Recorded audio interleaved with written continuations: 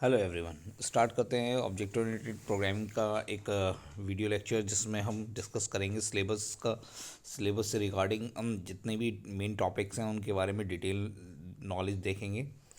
ये एक तरह से जस्ट लाइक नोट्स। तो जल्दी जल्दी डिस्कस करते हैं। इस वीडियो में बहुत सारी चीज़ें कवर अप करनी है मुझे।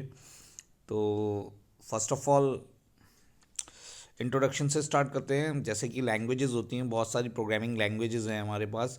तो लैंग्वेजेस को हमने 3 टाइप में डिवाइड कर रखा है, just like machine level language और क्या कहते हैं assembly language and high level language. आप सभी को पता है ये इन 3 टाइप में कैटेगराइजेशन होता है सारी लैंग्वेजेस का। तो अगर आप देखें तो first one language is the machine codes. Machine level language जो जो डायरेक्टली एग्जीक्यूट होती है। तो मशीन कोड जो सबसे पहले मशीन लैंग्वेज आई, उसके बाद after that assembly language I, उसके बाद हाई लेवल लैंग्वेज आई। तो असेंबली लैंग्वेज जैसे आपने असेंबली प्रोग्रामिंग भी करी होगी, असेंबली कोड्स आप लिखते हैं just like add subtract. Machine codes आपके 0 1 की फॉर्म में होते थे, सही है ना। उसके बाद आया assembly codes and then high level language. High level language जैसे आपने प्रोग्रामिंग कर रखी है, बहुत सारी हाई लेवल लैंग्वेज, C++, आगे चल के आप जावा भी पढ़ेंगे। लेकिन हाई लेवल लैंग्वेज को भी हमने ब्रॉडली कैटेगराइज करा 2 लैंग्वेज में एक्चुअली। एक हो गई हमारी दैट्स द प्रोसीजर और एक हो गई ऑब्जेक्ट ओरिएंटेड। एक्चुअली हमें ऑब्जेक्ट ओरिएंटेड लैंग्वेज पढ़नी है, तो हाई लेवल लैंग्वेज को हम फर्दर कैटेगराइज करते हैं 2 टाइप्स में। एक तो लैंग्वेज हमने पढ़ चुकी है प्रोसीजर ओरिएंटेड, और एक है हमारी ऑब्जेक्ट ओरिएंटेड। तो हम डिस्कस करने वाले हैं object oriented programming. Before that, इससे पहले कि हम प्रोसीजर ओरिएंटेड की प्रोग्रामिंग में देखें क्या ड्रॉबैक्स रहे जो ऑब्जेक्ट ओरिएंटेड में हमें मिले, चलते हैं आगे। Just like procedure oriented language जो होती थी हमारी, एक प्रोसीजर फॉलो करते थे हम, स्टेप बाय स्टेप आप प्रोग्राम लिखते थे जैसे आपने सी में लिखा था, स्टेप बाय पहले 1 by 1। दिक्कत क्या थी इस प्रोसीजर ओरिएंटेड में, हम जो ग्लोबली डेटा एक्सेस हो जाता था इसका, और डेटा हाइडिंग की फैसिलिटी इसमें नहीं थी कि कोई भी हम डेटा को छुपा नहीं सकते अपने डेटा कोई भी एक्सेस कर सकता था हमारा। It does model real world problem very well. ये मॉडल हमारा रियल वर्ल्ड की प्रॉब्लम को सॉल्व नहीं कर पाता था बहुत अच्छी तरीके से। उसके लिए हमारी यही प्रोसीजर ओरिएंटेड लैंग्वेज। अगर आप प्रोसीजर ओरिएंटेड लैंग्वेज को देखेंगे तो प्रोसीजर ओरिएंटेड में क्या खासियत दी इन्होंने। इन्होंने सबसे पहले आपकी बहुत सारी चीज़ों में डेटा हेडिंग फैसिलिटी प्रोवाइड करी। जैसे आप पब्लिक प्राइवेट प्रोटेक्टेड कर सकते हैं डेटा। आप क्लास जो बनाते हैं उसमें डेटा को और फंक्शंस को जो भी आप देते हैं इसमें, और क्या कहते हैं employs top down approach in the program आपने यूज़ करा इसमें। emphasis on doing things algorithms, large program are divided into smaller programs में हमने functions just like functions object oriented की बात हो रही है तो ये फंक्शन, अगर हम प्रोसीजर की बात कर रहे हैं तो ये प्रोसीजर हमें इसमें मिलता था, फंक्शंस में हम काम करते थे। लार्ज प्रोग्राम को हम फंक्शंस में डिवाइड कर लेते, टॉप डाउन अप्रोच फॉलो होती थी। और आप देख लें ग्लोबली डेटा शेयर भी होता, most of the function share global data. But अगर आप देखें ऑब्जेक्ट ओरिएंटेड में क्या हुआ, हमने डेटा हेडिंग फैसिलिटी जो मैंने बताया, डेटा हेडिंग फैसिलिटी प्रोवाइड करी इन्होंने पब्लिक प्राइवेट प्रोटेक्टेड से। तो डेटा अगर आप देखें ऑब्जेक्ट, ये हम इसमें हम ऑब्जेक्ट के थ्रू काम करते हैं। तो object oriented programming based on the object पे ही बेस्ड है। तो इसमें ऐसा क्या काम किया गया कि ऑब्जेक्ट से ही हम सारा काम करते हैं। तो ऑब्जेक्ट के बारे में हम पढ़ेंगे आगे चल के। इसकी फीचर्स पेपर में ज़रूर आते हैं, जैसे आपके प्रोसीजर क्या है वैसे ही इसमें भी ऑब्जेक्ट ओरिएंटेड के भी फीचर्स हैं, देखिएगा पेपर में ज़रूर लिखने को आते हैं। Emphasis on doing rather than procedure, program are divided into the known as object में डिवाइड हो जाता है। Data structure are design such that characterize the object. Data is hidden and can not be access by external function, किसी और function के द्वारा access नहीं करा जा सकता। जैसे प्रोसीजर ओरिएंटेड में हम कहीं पे भी ग्लोबली डेटा भी एक्सेस कर लेते थे, फंक्शन को भी एक्सेस कर लेते थे। तो यहाँ पे कोई भी फंक्शन डेटा को एक्सेस तब करेगा जब हम परमिशन प्रोवाइड करेंगे। ऑब्जेक्ट में भी communicate with each other through functions. Object का अगर आपको किसी का ऑब्जेक्ट, आप ऑब्जेक्ट से कम्युनिकेट कर सकते हैं थ्रू फंक्शंस के थ्रू। तो बहुत सारी ये बॉटम अप अप्रोच फॉलो करता है, यानी कि एक मेन डिफरेंस आपको पता चल गया प्रोसीजर में, टॉप डाउन अप्रोच और object oriented bottom up approach follow करती है। तो यानी कि दोनों डिफरेंस है, ये मेजर पार्ट है, आ जाएगा डिफरेंस, ध्यान रखिएगा। आगे चलते हैं। और व्हाट इज़ ऑब्जेक्ट, ऑब्जेक्ट में क्या है, ऐसा क्या है ऑब्जेक्ट में, क्या क्या बताना है। आ, आपको भी 3 कॉन्सेप्ट ऑब्जेक्ट ओरिएंटेड के पूछ सकता है कोई भी। तो बहुत सारे कॉन्सेप्ट्स हैं, जैसे object, classes, data abstraction, inheritance, polymorphism, ये इसकी प्रॉपर्टीज़ भी कह सकते हैं आप, इसके फीचर्स भी बता सकते हैं, इसमें फीचर्स में भी दे सकते हैं, प्रॉपर्टीज़ में। तो ज़्यादातर कहा जाता है object are the basic run time entities, ये आपको डेफिनेशन लिखाई हुई होती है। It may be represent by person, place and bank account, कोई भी पर्सन का भी हो सकता है, स्टूडेंट का भी हो सकता है। मान लीजिए स्टूडेंट का आपने ऑब्जेक्ट बनाया, तो स्टूडेंट के अंदर आप डेटा भी डिफाइन कर सकते हैं उसका, और फंक्शंस में, यानी फंक्शंस के थ्रू भी आप उसको डिस्प्ले करा सकते हैं। और डेटा, उस डेटा को कौन कौन से वो प्रॉपर्टीज़ को अकर करता है, जैसे स्टूडेंट का नेम होगा, डेट ऑफ बर्थ होगी, मार्क्स होगी, तो दैट्स द डेटा। और फंक्शन हो जाएंगे टोटल, एवरेज और डिस्प्ले जो हमने दे रखे, यानी डिस्प्ले कराना है मार्क्स को, एवरेज करने हैं मार्क्स को, यानी कुछ भी आपको डिस्प्ले, नेम डिस्प्ले कराना है। तो ये सारा का सारा काम होता किस में, the that's the work is the class. Class is the main functionality. अगर आप देखें class, a group of object that share a common property for data part and some program are called collectively class, called as class. तो हम ये सारे काम किसके अंदर करते हैं, क्लास के अंदर करते हैं। एक क्लास बनाते हैं और ऑब्जेक्ट के थ्रू वो क्लास एक्सेस की जाती है, यानी जो भी आपको मेंबर्स एक्सेस करने हैं, वो जो भी हम काम करेंगे वो ऑब्जेक्ट के थ्रू होगा। और वो सब डिफाइन किस में करेंगे, जैसे अभी तक आप करते थे मेन के अंदर, अब आप किस में काम करेंगे, क्लास में काम करेंगे। इसके अंदर data abstraction, data encapsulation, inheritance, polymorphism, ये ज़रूर पूछा जाता है। इनहेरिटेंस और पॉलीमॉर्फिज्म, देखते हैं इनहेरिटेंस कितना आगे होगा। फीचर्स ऑफ उफ्स ज़रूर आएंगे पेपर में, आपसे पूछ लिए जाएंगे, फीचर्स बहुत सारे हैं। अब बॉटम अप अप्रोच फॉलो करता है, ये भी आप बना, benefits of OOPS, application of OOPS real time system में यूज़ होती है, सिमुलेशन में यूज़ होती है, ऑब्जेक्ट ओरिएंटेड डेटाबेस में यूज़ होती है, एआई एंड एक्सपर्ट सिस्टम में यूज़ होती है, CAD and CAM computer aided design में भी यूज़ होती है, neural networks and parallel programming में भी यूज़ होती है। और बेनिफिट्स आप देख लीजिएगा, इधर बहुत सारे बेनिफिट्स दे रखे हैं, ये पढ़ लीजिएगा, पेपर में ज़रूर आने हैं। आगे चलते हैं। ये सब आपने पढ़ रखा है, basic of C plus plus का कैसे हम यूज़ करते हैं, कौन से ऑपरेटर्स यूज़ होते हैं, कमेंट कैसे लिखते हैं, comment just like similar as the C language.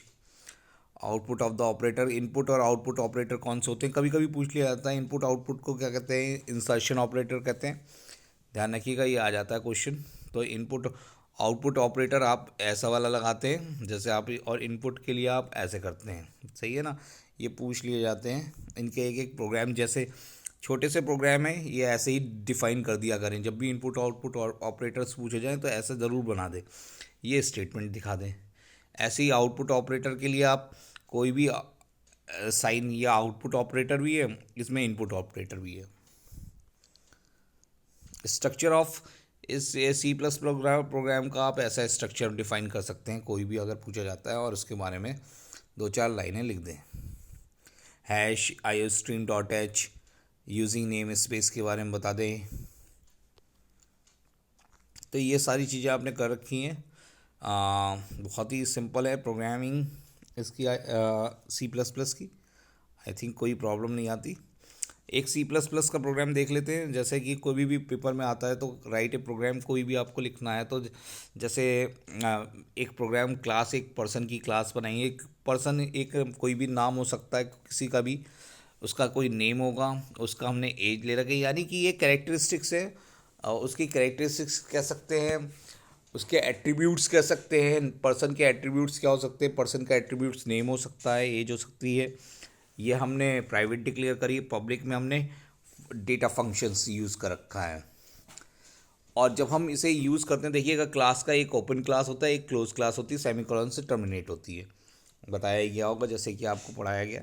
Void person, जब भी आपको कोई भी फंक्शन एक्सेस करना होगा तो देखिएगा ये वाला ऑपरेटर जो आपने यूज़ करा है ये यूज़ होता है।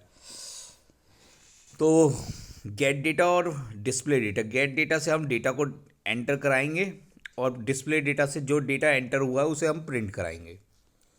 और अब ये फंक्शन तो हमने बना दिया, अब इंट में कैसे ये पर्सन का वैल्यू कैलकुलेट होके आएगी, कैसे हम उठाएंगे। तो ये पर्सन पी नाम का एक ऑब्जेक्ट बनाया, person is the class name and P is the object, class का ऑब्जेक्ट। अब जो भी फंक्शन एक्सेस करा जाएगा वो क्लास ऑब्जेक्ट से करा जाएगा। तो P dot gate data and P dot display, जैसे ही हमने ये कर दिया तो आपका गेट डेटा एंटर डेटा करेगा और डिस्प्ले डेटा आउटपुट शो करेगा। तो सिंपल प्रोग्राम में ये प्रोग्राम बहुत आसानी से दे सकते हैं हम। आगे चलते हैं। तो अगर आप बात करें टोकन्स की तो स्मॉलेस्ट टोकन्स आपके वही जैसे सी में होते थे आपके टोकन सेम है। कीवर्ड्स देख लीजिएगा, इसमें बहुत सारे प्राइवेट प्रोटेक्टेड बहुत सारे कीवर्ड्स बढ़ जाते हैं, सी लैंग्वेज से ज़्यादा हो जाते हैं। टेम्पलेट्स और फ्रेंड फंक्शन जैसे लाइन साइज बहुत सारी सिमिलर भी हैं, बहुत सारे नए भी न्यू मिल जाता है। तो कभी कभी पूछ लिया जाता है कीवर्ड्स कितने होते हैं, तो आप काउंट कर ले, आपने पता भी होगा। डेटा टाइप्स भी वही सिमिलर है जैसे आपने बताया था, ड्राइव डेटा टाइप्स होते हैं, बिल्ट इन डेटा टाइप्स आप पढ़ते ही हैं, यूज़र डिफाइंड डेटा टाइप्स आपने कर रखे हैं। स्ट्रक्चर यूनियन क्लास एनम, इनकी एक रेंज होती है, आप रेंज के बारे में बता दें। यूज़र डिफाइंड डेटा टाइप्स जैसे आप यूज़र के थ्रू डिफाइन करते हैं क्लास, ये छोड़ दें अभी। आगे इसमें C++ के लेक्चर में डिक्लेरेशन ऑफ वेरिएबल भी आपको सभी को पता होगा क्या कैसे डिक्लेयर करते हैं हम वेरिएबल्स को। सिंबॉलिक कांस्टेंट ये इतना इंपॉर्टेंट नहीं है, पेपर में पूछा जाएगा। ऑपरेटर्स भी इतने सारे नहीं है, देखिएगा मैंने यहाँ पे ऑपरेटर्स के नेम, इंसर्शन ऑपरेटर होता है, एक्सट्रैक्शन ऑपरेटर होता है, स्कोप रेजोल्यूशन ऑपरेटर ज़्यादातर यूज़ करा जाता है फंक्शंस को एक्सेस करने के लिए। यानी कोई भी फंक्शन आपको एक्सेस करना है तो कैसे हम एक्सेस करेंगे, तो स्कोप रेजोल्यूशन ऑपरेटर का यूज़ होता है बहुत ज़्यादा।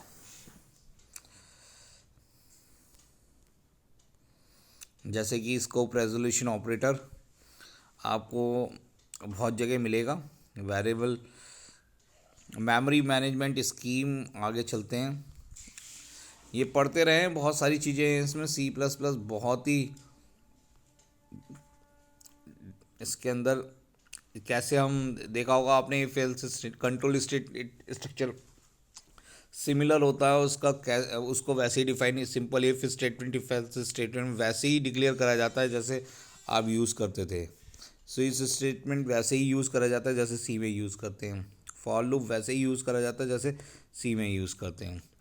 फंक्शंस वैसे ही बनाए जाते थे जैसे सी में बनाए जाते थे। आप वैसे ही फंक्शंस कैसे भी कैटेगरी, 4 टाइप की कैटेगरी थी, वैसे ही फंक्शंस आप भी कुछ इसमें डिफरेंस आ जाता है। इनलाइन फंक्शंस, एक ही लाइन में जो इनलाइन फंक्शंस हम टू एलिमिनेट, इनलाइन फंक्शन का काम क्या है, to eliminate the cost of call the small function C++ propose in new features called inline function. तो इनलाइन फंक्शन हम तब यूज़ करते हैं, ये एक तरह से बहुत ही फास्ट काम करते हैं। लिखा भी है to eliminate the cost of calls, यानी कि कॉल की कॉस्ट को भी ये रिमूव कर देता है, तो बहुत फास्टली वर्क करते हैं। इनलाइन की जो इनलाइन में होता क्या है, इनलाइन फंक्शन हेडर और बॉडी, तो ये इसका एग्जांपल दे सकते हैं आप। जैसे क्यूब का फंक्शन मैंने दिखा रखा क्यूब 3.0, तो वैसे ही इसने कॉल कर लिया जैसे क्यूब 2.5 1.5, ये आप ऐसे ही आप इसको शो ऑफ कर दें, और ये इसका एग्जांपल है। ये देखिएगा एक इनलाइन फंक्शन का एग्जांपल भी। डिफ़ॉल्ट आर्गुमेंट्स आपने पढ़े ही हैं। आगे चलते हैं। Function overloading is the most important topic, paper में आएगा function overloading.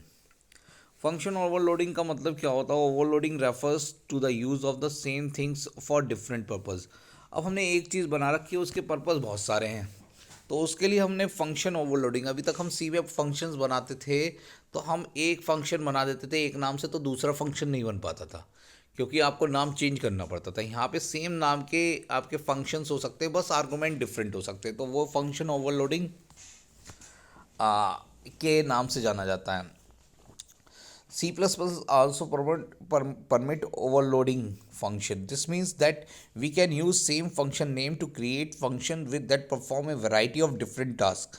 This is known as function polymorphism in OPS. जैसे कि हमने क्या कर रखा है, आप देखें ऐड 5,2, आपने ऐड दो वेरिएबल को ऐड, और फिर आपने एक फंक्शन बना रखा है इंट ऐड, 3 नंबर को ऐड कर रहा है। आप देखें डबल ऐड, डबल 2 नंबर को double add, double P double Q, यानी कि आपने ये प्रोटोटाइप डिक्लेयर कर दी। और आप देखिएगा इसमें आप 2 नंबर का भी एडिशन सेम नाम ऐड फंक्शन से कर रहे हैं, ऐड ही फंक्शन से 3 नंबर का भी एडिशन हो रहा है। ऐड ही फंक्शन आपके कहते हैं, कह सकते हैं डेसिमल पार्ट वाले वैल्यूज़ को भी ऐड करके दे रहा है। तो ये तीनों तरीके से देखिएगा, एक ही फंक्शन को हमने तीन, यानी आर्गूमेंट 2 भी कर दिए, 3 भी कर दिया, आर्गूमेंट के अंदर हमने डेटा टाइप भी चेंज कर रखा है। तो इसके लिए ऐसे फंक्शंस को डिक्लेयर करने के लिए हम फंक्शंस ओवरलोडिंग का यूज़ करते हैं। तो फंक्शन ओवरलोडिंग बहुत ही बढ़िया कॉन्सेप्ट है सी के अंदर, C++ के अंदर। जैसे 2 volume double volume double volume, 2 volume बना ली, वॉल्यूम 10 दिया, वॉल्यूम 10 दिया। वॉल्यूम कर क्या रही है, एस का क्यूब, और दूसरे में डबल वॉल्यूम में 3.1416 मल्टीप्लाई R²H, और एक ये सिलेंडर का वॉल्यूम, यानी कि देखिएगा एक वॉल्यूम नाम से वॉल्यूम क्यूब का भी निकाल दिया, सिलेंडर का भी निकाल दिया, और लॉन्ग वॉल्यूम अगर सिलेंडर। तो एक ही फंक्शन से 2 फंक्शनैलिटी हम पूरी कर रहे हैं, बस आर्गुमेंट्स में डिफरेंस कर रखा है। तो आर्गुमेंट सेम भी चलेंगे, डेटा टाइप चेंज कर दें। आगे चलते हैं, फंक्शन ओवरलोडिंग आएगी, इसका एक एग्जांपल ऐसा देना है आपको सभी को, ऐसा एग्जांपल ज़रूर देना है फंक्शन ओवरलोडिंग के लिए। नोट कर लें, कल पेपर में ज़रूर आएगा फंक्शन ओवरलोडिंग।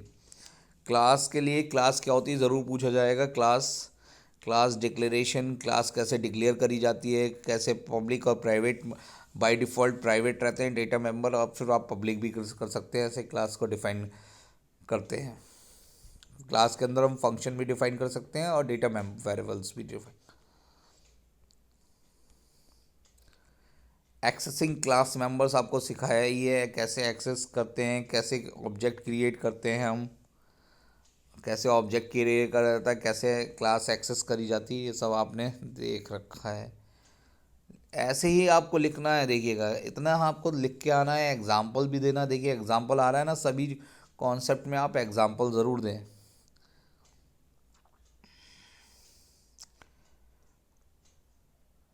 हर किसी टॉपिक के अंदर देखिएगा एक एग्जाम्पल ज़रूर आपको मिलेगा। सी प्रोग्राम क्लास का देखिएगा, एक क्लास का एग्जाम्पल और दे रखा है, वॉइड गेट, एक क्लास बनाई हुई है आइटम नाम के। आइटम का अब एट्रीब्यूट्स क्या हो सकता है, आइटम का नंबर होगा, आइटम की कॉस्ट हो सकती है। आइटम की कॉस्ट, आपने कोई भी आइटम लिया उसका एक नंबर होगा, यूनिक नंबर, कॉस्ट होगी। तो अब हमने गेट डेटा देखिएगा, ये फंक्शन के अंदर ही हमने क्लास के अंदर ही पुट डेटा को हमने प्रिंट कराने के लिए भेज दिया, और गेट डेटा हम एक्सेस कर रहे हैं क्लास के बाद स्कोप रेजोल्यूशन ऑपरेटर। अगर आप स्कोप रेजोल्यूशन नहीं लगाना चाहते तो आप डायरेक्टली पुट डेटा के अंदर एक्सेस कर सकते हैं ऐसे करके। और बाहर क्लास के बाहर हम जब भी यूज़ करते हैं तो हम क्या यूज़ करते हैं, स्कोप रेजोल्यूशन ऑपरेटर। मेन के अंदर हमने कॉल कर लिया है, तो आसान है, कोई दिक्कत नहीं है। एक सिंपल C++ प्रोग्राम देखिएगा, किसी में भी दे सकते हैं, कहीं पे भी आप ऐसे डिज़ाइन प्रोग्राम करके आप ज़्यादातर अगर प्रोग्राम करेंगे तो बढ़िया रहेगा। नेस्टेड फंक्शंस कैसे यूज़ करते हैं, फंक्शन के अंदर फंक्शन आपको बता रखा होगा। प्राइवेट मेंबर फंक्शंस कौन से होते हैं, पब्लिक कौन से होते हैं, इसके एक एग्जांपल्स हैं।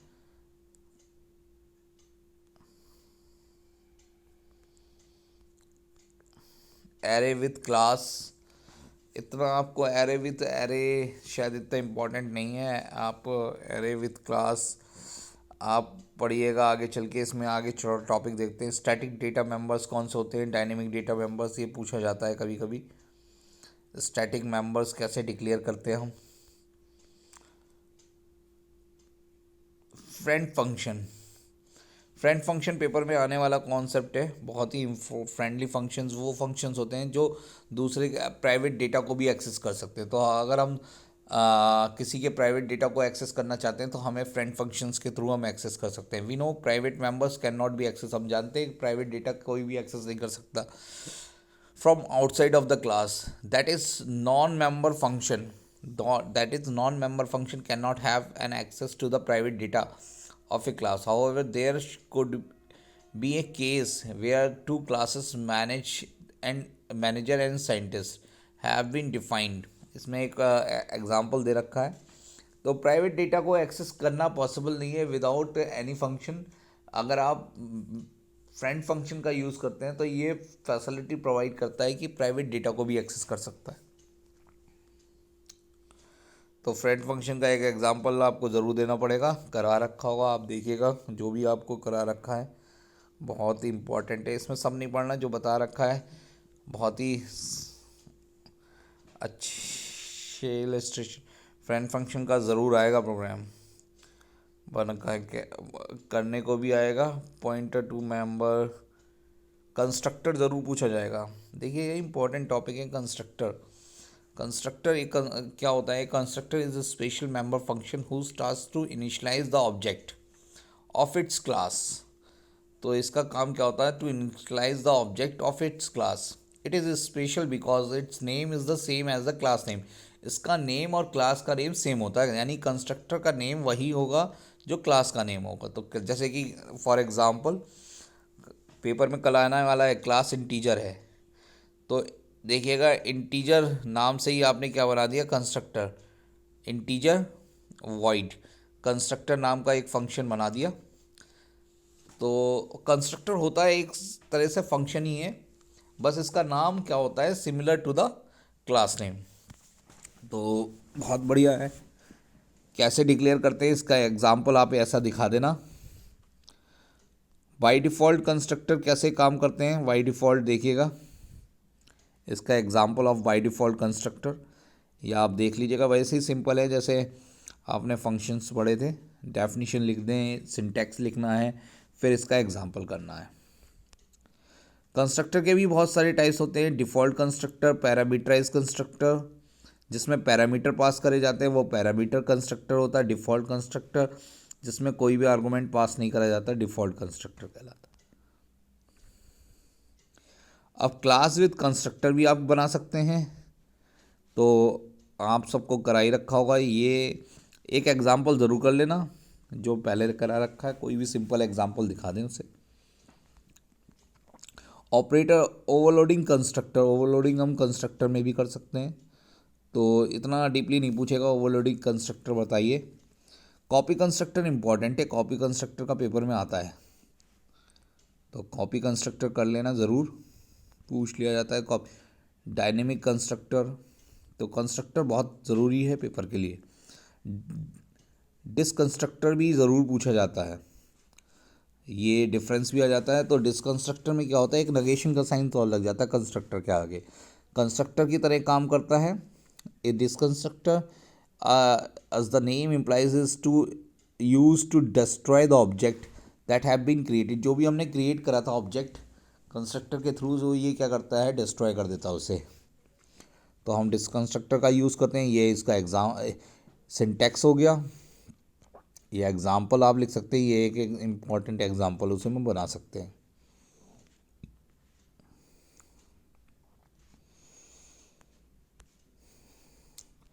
ऑपरेटर ओवरलोडिंग, देखिए अभी फंक्शन ओवरलोडिंग गया था, ऑपरेटर ओवरलोडिंग बहुत ही इंपॉर्टेंट टॉपिक है। आएगी आपकी ऑपरेटर ओवरलोडिंग का कॉन्सेप्ट पेपर में आने वाला है। तो कौन कौन से ऑपरेटर हमें ये पता होना चाहिए ओवरलोड हो पाते हैं। तो operator overloading provide a flexible option for creation of new definition for almost C++ operator. हम क्या करते हैं, उसकी डेफिनेशन चेंज कर देते हैं। जैसे प्लस की डेफिनेशन क्या है, प्लस एडिशन कर सकता है, हम प्लस के थ्रू माइनस भी कर सकते हैं। तो हमने क्या कर दिया, प्लस की डेफिनेशन चेंज करके क्या कर दिया, माइनस कर दिया। तो ये क्या हो गया, ऑपरेटर ओवरलोडिंग, यानी हम उस ऑपरेटर की प्रॉपर्टी को ही चेंज कर दिया। तो व्हेन ओवरलोड, कौन कौन से ऑपरेटर्स, एक्सपेक्ट द फॉलोइंग, ये ऑपरेटर को छोड़ के हम ज़्यादातर जैसे conditional operator, size operator, scope resolution operator, class member access operator, ये हम ओवरलोड नहीं करते। बाकी और ज़्यादातर ऑपरेटर्स हम ओवरलोड कर पाते हैं, जैसे प्लस, माइनस, मल्टीप्लाई, ये सारे ऑपरेटर्स आप कर लेंगे ओवरलोड। यूनिटी ऑपरेटर्स को हम ओवरलोड करके, जैसे minus minus, plus plus, increment and decrement operator, ये बहुत सिंपल एग्जांपल है ऑपरेटर ओवरलोडिंग का, कर सकते हैं आप, इसे पेपर में ज़रूर आएगा। ऑपरेटर डायरेक्टली पूछ लेता है भाई इस ऑपरेटर को ओवरलोड करके दिखाओ। देखिएगा, unity operator plus for adding to complex number. अब हमारे कॉम्प्लेक्स नंबर का एडिशन किसके थ्रू कर रहे हैं। अब कॉम्प्लेक्स नंबर में क्या होता है, रियल प्लस इमेजिनरी नंबर्स होते हैं। रियल नंबर और इमेजिनरी नंबर को कैसे हम डायरेक्टली ऐड कर सकते हैं, नहीं कर सकते, तो ये भी उसका करके दिखाएगा। पेपर में आता है ये क्वेश्चन, ये प्रोग्राम बनाने को आएगा, complex number, two complex number को एडिशन करके दिखाइए।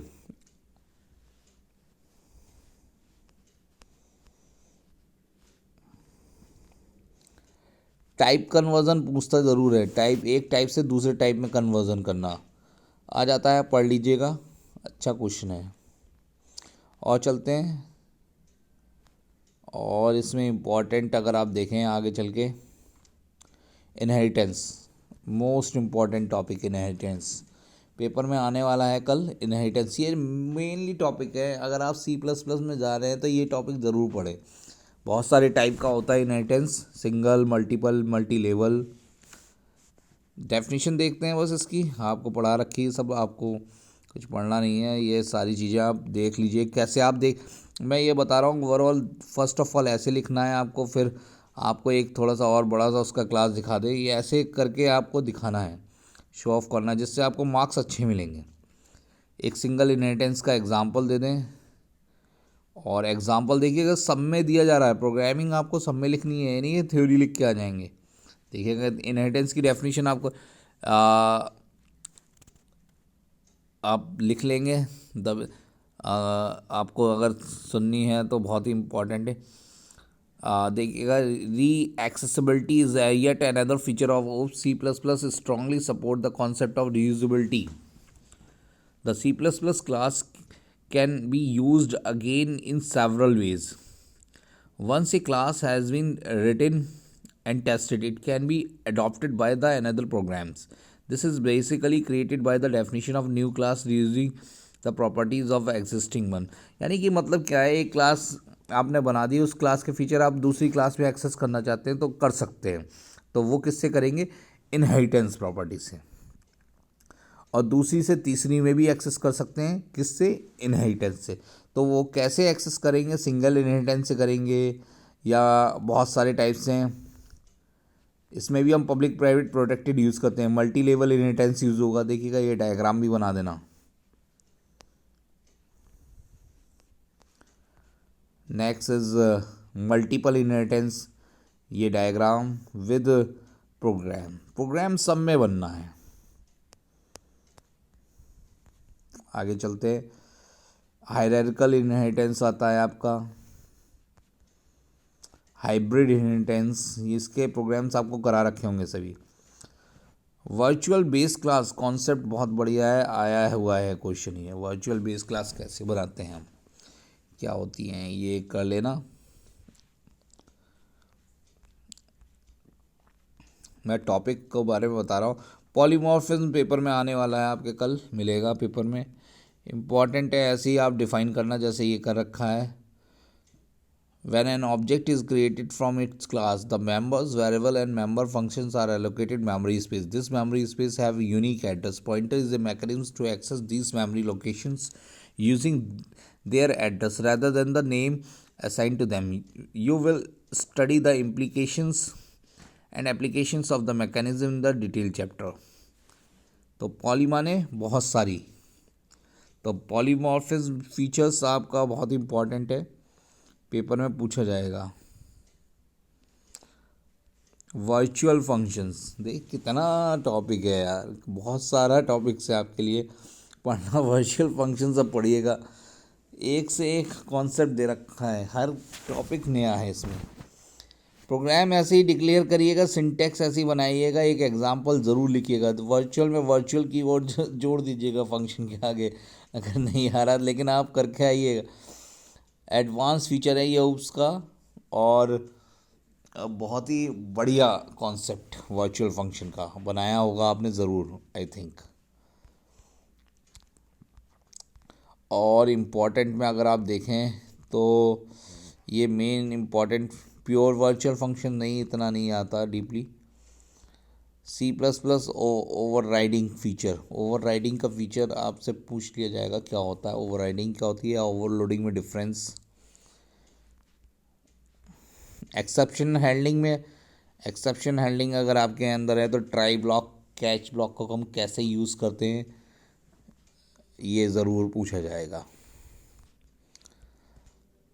आई थिंक इतना सफिशिएंट है। डायरेक्टली प्रोग्राम्स भी आपसे पूछ लिए जाएंगे C++ में करने को।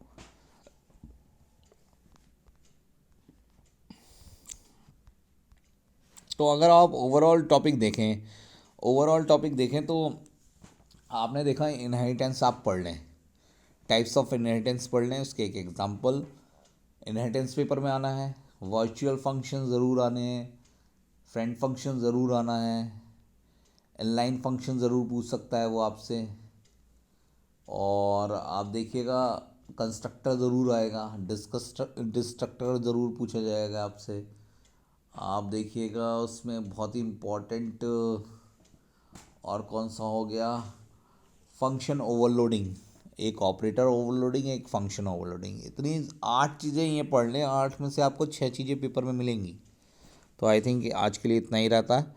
बहुत टॉपिक लंबा हो गया, एक खाली डिस्कशन क्लास थी कि कैसे कैसे लिखना है। देखिएगा मैंने ये दिखाया है इसमें, आप देखिए प्रोग्रामिंग ज़रूर लिखिएगा इसमें। तो thank you everyone for joining the session, thank you to all.